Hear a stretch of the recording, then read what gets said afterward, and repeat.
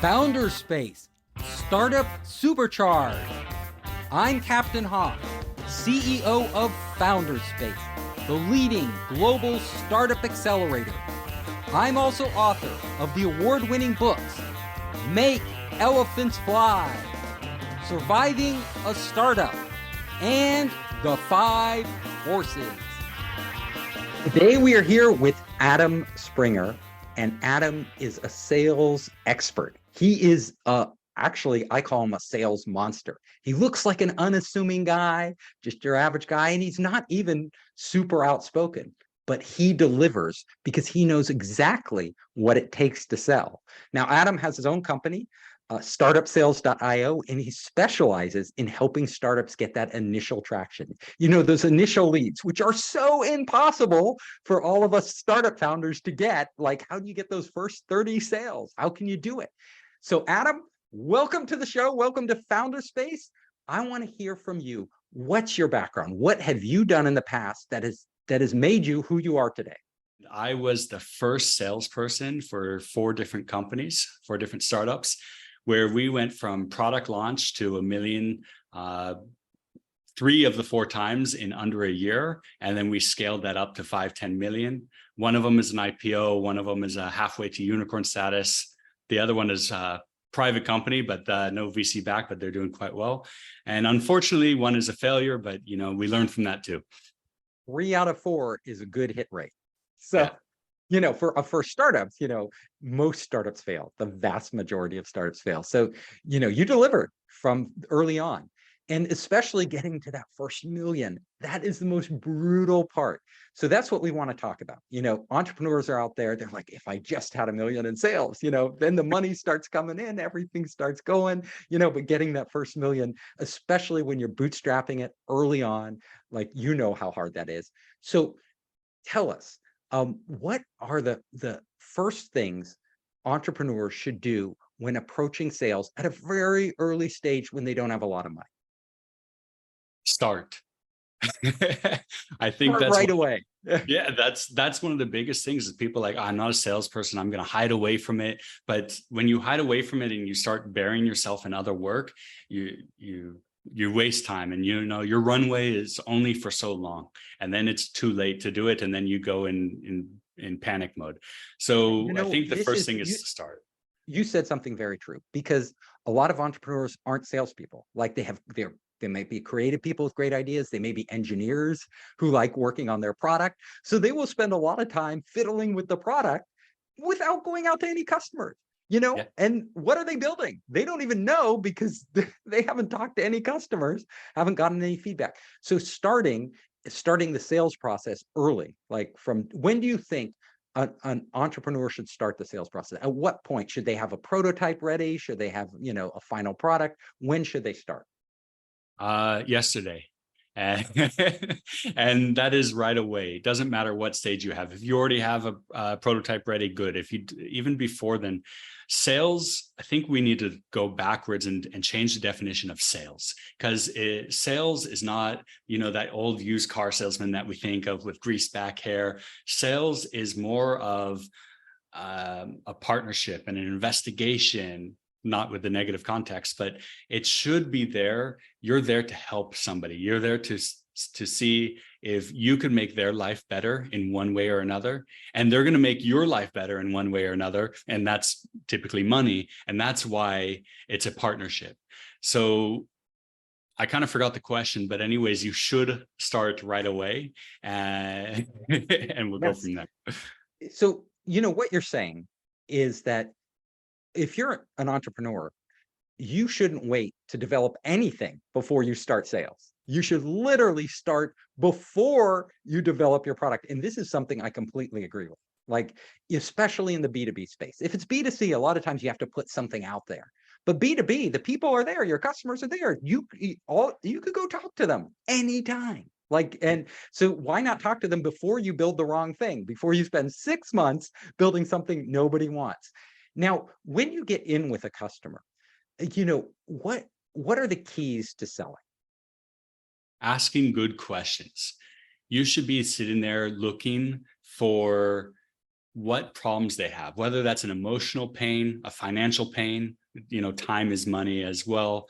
But it should be one of those two pains, or what I like to call a business pain, which is something that's like an absolute need. Let's say, you need a ISO 9001 or something like that. You need one of these permits to go forward. That's an absolutely need. You need Zoom in your business. So Zoom is an easy sell. You're right. If you can identify those absolute needs, those extreme needs is what I like to call them, in a business early on, then you're on the right track. And so how do you get at this? Because a lot of people, they have an idea in their head. That's why they started the company, right? They have this vision in their head. They're going out there. They want to build this vision. That's what they want to do. Now, how would you talk to an entrepreneur? How would you advise them? I have this vision. This is going to totally change the world. It's going to totally change our industry. This is what I want to do. What would you tell them? I would say first try to find a high level question that's not too focused, but focused enough and wide enough that allows the other person that you're speaking to speak freely, but in a directed way. So what I mean by that is, ask them a question about a potential problem that they may have that your solution will solve or does solve, and let them start speaking about that problem, and then ask them deeper questions. It's kind of like, when you have a toddler. I have a 3-year-old at home. Everything's why. But that's a really good lesson that we need to learn. Now, you ask a question, the prospect comes back with an answer. Go deeper. Ask why again. Now, don't use why.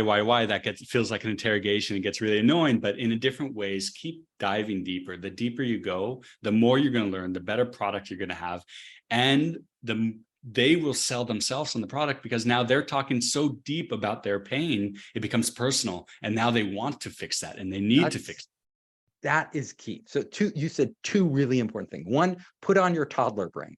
Don't try to manipulate the customer. Don't try to think you can convince them of something they don't believe, because that's, the first thing I tell any salespeople is you're never going to get a really good customer to stick with you by selling them something they don't need. All you'll end up doing is pissing them off, they actually ended up buying it.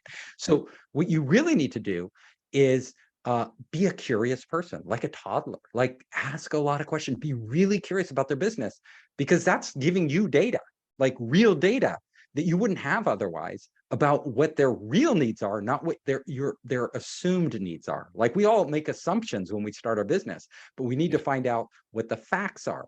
And then you need to engage with your customers at a deep level, an open-ended level, right? So like you said, you can't be in sales mode where you're very narrowly focused on getting them to buy what you have already built or what you have already imagined you will build. That is not your goal. Your goal is to figure out, more importantly, if you could sell them anything to solve their problem, what would that thing be? And have them tell you. And then there's one more point that I want to elaborate from you that was really good. You were let the customer convince themselves.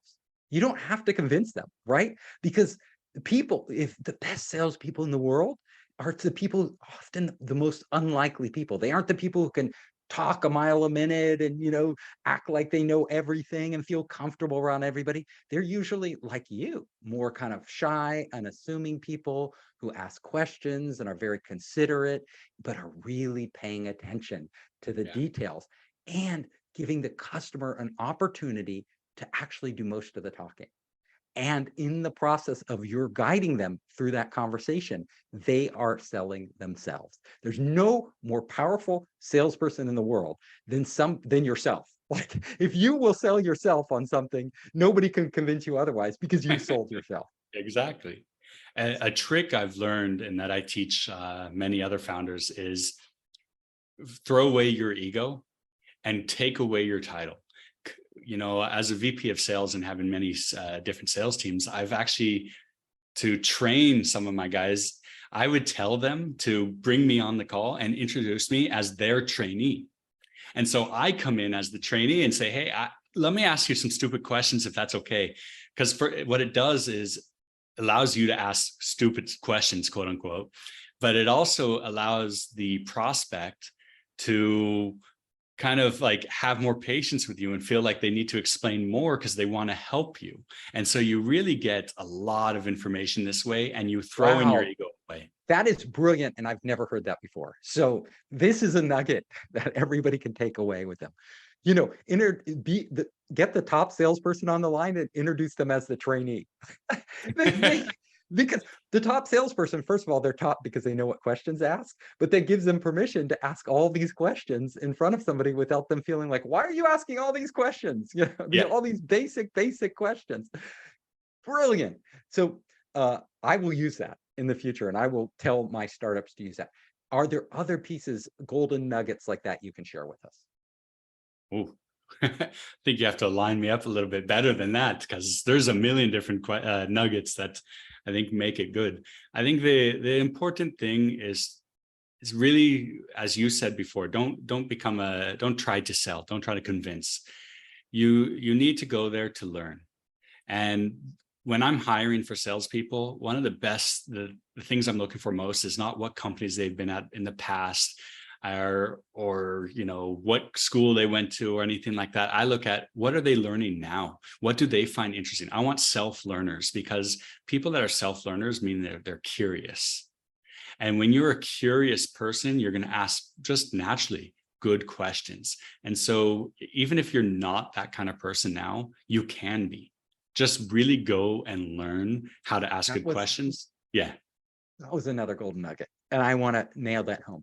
You know, hiring good salespeople is hard, right? And you often feel like you need to hire the person who's really smooth, who can really present well, who can really, you know, has, you know, the good looks. But in the end, those things are all superficial. What you're talking about is the meat of sales, and that is to hire somebody who loves to learn, somebody who loves to ask questions, somebody who's very curious, because ultimately they're going to wind up being a better salesperson, because they are the ones who are going to take the time, and they have the desire to figure out their customer and learn their customer's business better than the customer. Those are the great salespeople, right? Because if you can know your business better than the customer's business better than them, you know their problems. And you know, and there's a second layer to that as well. It's not just a curious person, it's how well can they articulate what they've learned. So for example, I've had somebody that came to me and during an interview and was explaining rocketry to me, and that's a complex topic, but when they are able to explain it in a way that anybody could understand, that's a golden salesperson right there. That's somebody you want to hire. So two things, right? Curious and can really explain things well. Complex, can take complex ideas and simplify them, because that's what we all need to do, right? In sales, it's like, I don't need to go through every detail of my product with you, right? That's going to drive you nuts. Like, what I need to figure out is how to articulate the most important things to you in the clearest possible manner. Exactly. Let me tell you, let me ask you another question. So, and we run into this a lot, especially with big strategic sales, you know, B2B side. What happens? What do you do when a customer's dragging their feet? When they like keep taking meetings, they keep taking up your time, but the ball isn't moving forward. Be direct. Ask them. Hey, you told me before you were really interested, and now it seems like you're dragging your feet. What is the holdup? Period. Or question mark. And that's it. That gets them Just moving find again. out what it is. Yeah. And then do you also put a timeline or any deadlines on there? No, I don't like artificial timelines, because it's artificial. I'll take their business in a year from now as well. Like, obviously I want it now, but I'll take it tomorrow just the same. So I don't really like that, because that's not how you create pressure. That's not a good way to create pressure. A good way to do it is to extrapolate on their pain, or have them explain what their pain is and put a cost to that. Not just financial cost, but put another cost to it. And what does that mean? Oh, you're going to have to go home and fight with your partner because you didn't get the promotion, and now you're not going to be able to pay the bills, whatever that may be. I mean, that's really extreme, but you find out what that pain is and what the cost of not doing business and not moving forward is, and then that will add pressure on its own. Another golden nugget. So really get whoever you're selling to articulate to themselves the cost of not making this change, right? Because we're all trying to overcome inertia. Like these customers, they're doing things the way they're doing them. Nobody wants to change. Who wants to learn a new piece of software? Who wants to switch services? Like those things are hassles, right? Nobody wants to do that. They just want to keep doing their business, how they're doing it. So, but the only way to get them to actually do that is to have them articulate to themselves, what are the costs they're paying by remaining in this current stasis that they're in. And if they articulate that, then they'll suddenly realize, wow, if I changed all this, I would benefit. And they just said that to themselves. You don't have to say it to them. Exactly. Right. When you're doing large strategic sales, a lot of times there's more than one decision maker. And different, how do you, in these complex organizations, like it's not like you can just go to somebody and it's their business, they say, yeah, we're on board, right? But they might like it, but there are other people in the chain. And how do you navigate that? You have to qualify each one of them individually. And, the best way to do this is, when there's a group meeting and a group demo, make sure that you're always kind of at the beginning of these. It depends on the sales cycle, because sometimes you have only 3 or 4 and it could still be a 6-figure deal, but sometimes you have 20 meetings with somebody for a 5-figure deal. So it really depends on the sales process. Each one is different, but always recap from the last meeting. Hey guys, previous you guys told me that this A, B, and C is a problem. I just want to make sure I understood you correctly. Yeah, good. Okay, I had a question about that. And now dive in deeper. And if there's somebody new on the meeting, let's say, hey, the CEO jumped in on this meeting, direct the questions to him and direct the questions in a way that it would pertain to him, so he or she could start speaking about that problem from their point of view. Really good. Okay. And when you're selling, a lot of times people will they get depressed, right? Because you're getting a lot of rejection. It's hard, right? And you're knocking on a lot of doors. And how do you overcome that on a personal level? I would self-reflect and realize that I'm doing something wrong, or I'm working for a company that doesn't have a good product that doesn't solve a pain. Yeah. And so if you're doing something wrong, let's go into that. If you're working, a lot of people they're working for a company whose product doesn't really solve an extreme pain point. So they're never going to fly off the shelves. And I tell anybody who's selling for a company like that, switch. And if it's your company that's doing, well, first of all, if you work for that company, go to your CEO and tell them this product isn't doing it. We need to totally pivot. We need to change. Like this product isn't selling. You got to tell the CEO that if it's your company and you're the CEO and you realize that if your salespeople are smart enough to be telling you this, then you better pivot. If not, you leave the company, right? But when it's, you said self-reflection, right? So can you tell us at some points when you said one out of those 4 companies didn't make it, right? So what was wrong with that company? How did you deal with that situation? What did you learn from it? Oh, that was a difficult one because, and they probably listen to this, but that product itself was probably the sexiest product I've ever represented and sold. And the problem was technical issues. And so, but how I overcame it was I proved that it was technical issues with data and numbers. I brought it to them and I spoke with the founders and I showed them, like, guys, this is where we're failing. Here's the top of the funnel. Here's the numbers. Here's how long it takes to the next step. Here's how long it takes to the next step. And here's where the drop off is. It all has to do with technical failures during the POC phase. And here's why each one. And when you have this data and you're recording this data, for reasons like this, but also for good reasons, when you start to do really well and you want to scale, you could start to miss. But I think it's really important that you're keeping this data so that you can have this information. I know that's a little off topic, but. No, that's important to know. Now, before we wrap up, I want to hear one more piece of super strategic advice for entrepreneurs out there. These are early stage entrepreneurs who are going out there to make those initial sales. What's one more piece of advice that you haven't given that you could give them? Don't listen to everybody that's out there talking. That includes myself, that includes you. Look at the background that these people have that you're listening to. Make sure it aligns and is relative to what you're doing. Let's say somebody that's super successful at Salesforce or HubSpot, and they're the top salesman there for 5 years in a row. Chances are they will fail miserably at an early stage startup. And so you need to make sure to really look into who you're listening to and who you're taking advice from. That's really good because, yeah, people are in different situations. Selling for a big corporation that already has a brand, that already has all the sales channels worked out, that has relationships.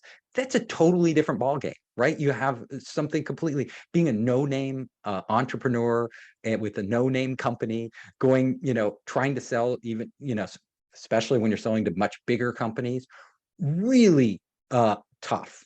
And the people who already, just because they're a good salesperson at Salesforce or Microsoft or Google, doesn't mean that they're going to be a great salesperson in your company. And they may be giving you advice that's good for them, but that's not good for you. And also getting a lot of data points, right? So we're giving you our ideas and data points, and I learned something today.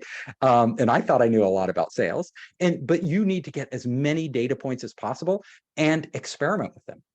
Also, you as an individual, certain things are going to work better for you than that work for other people. Like other people's sales styles might not work for you, right? We're all you have your own style, I'm sure. So I think figuring out your own style, your own voice, really important.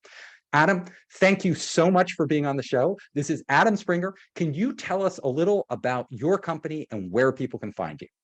Sure. So you could find me at startupsales.io or on LinkedIn, Adam Springer. I've also got a podcast, startupsales.io.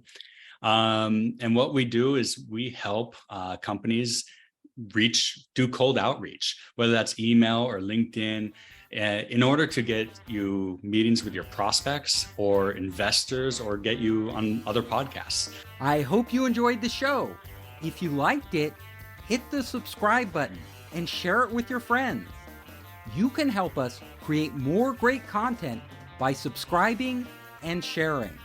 Also, if you want to access our online startup program, our investor network, and our entrepreneur resources, just come to founderspace.com.